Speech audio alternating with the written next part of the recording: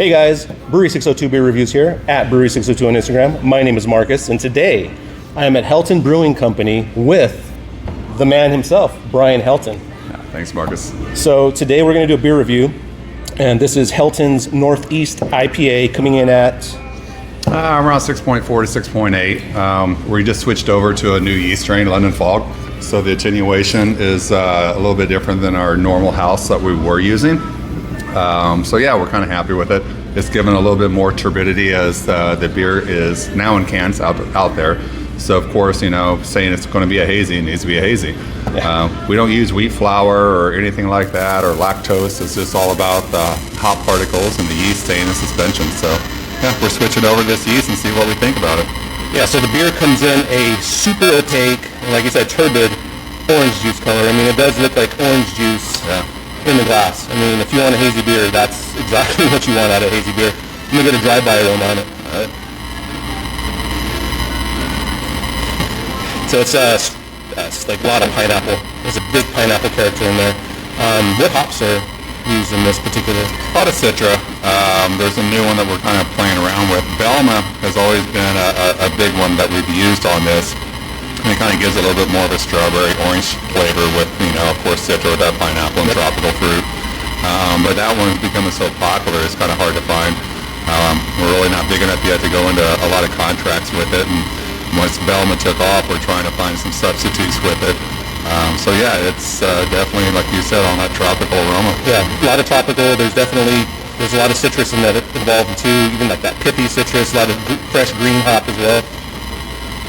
It doesn't have to hop burn either, you know, and that's one thing that we're trying to make sure it doesn't happen when you're dealing with a haze. The dry hop rates of what we do as brewers is pretty high. Yeah. Ridiculous high compared to what we used to.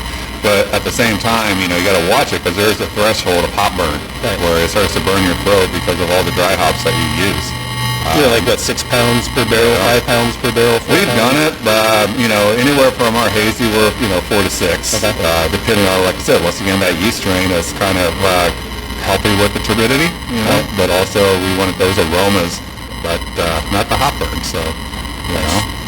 Give a taste on it. Cheers. Cheers, brother. Good seeing you again.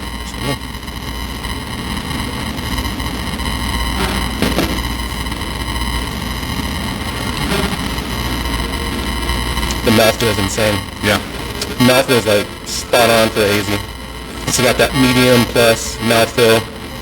Goes down really clean. Like you said, there's a fresh hop to it, but there's no like super big grassiness or big astringencies or anything like that. The drink's really smooth, real clean. A lot of pineapple and citrus. Yeah. Big time. What you're looking for with a yeast strain to accentuate your bitterness, of course, on IPAs. And there's a lot of new strains. I mean, the haze craze has taken off. I think White Labs has like 6 new ones this year just for, hazy IPAs. You know, so you want it to be clean profile, accentuate the bitterness, stay in solution.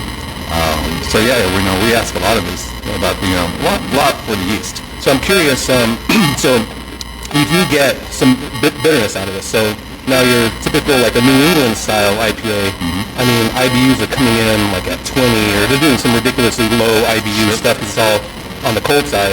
Yeah. This one does have some bitterness. 40, 50. That's like 6 IBUs. 50 IBUs. Yeah, so which is really nice. So what do you classify as Northeast style compared to like the New England style? New England's going to have more of a malt backbone, of course. So, of course, there's no malt whatsoever when it comes to caramelization malts or crystal malts or kiln malts. So that's one of your big differences. 2 is water chemistry. Really the Northeast, New England, the biggest difference between the two is our chloride to sulfite ratio and what we were doing with the salts to accentuate the bitterness, but yet not having to put so much hops into it. Like you said, they're 40 to 50, 62 IBUs, something like that. I think JABF started new guidelines for this year, just for New England style. Yeah.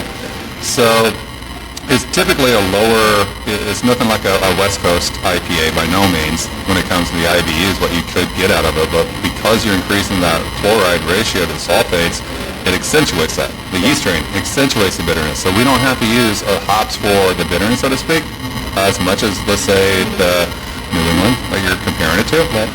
Instead, now the hop charge is on the back end for more of the aromas. You know, and that's why they would call it juicy. People smell these beers and they're like, oh, it smells like juice, you know.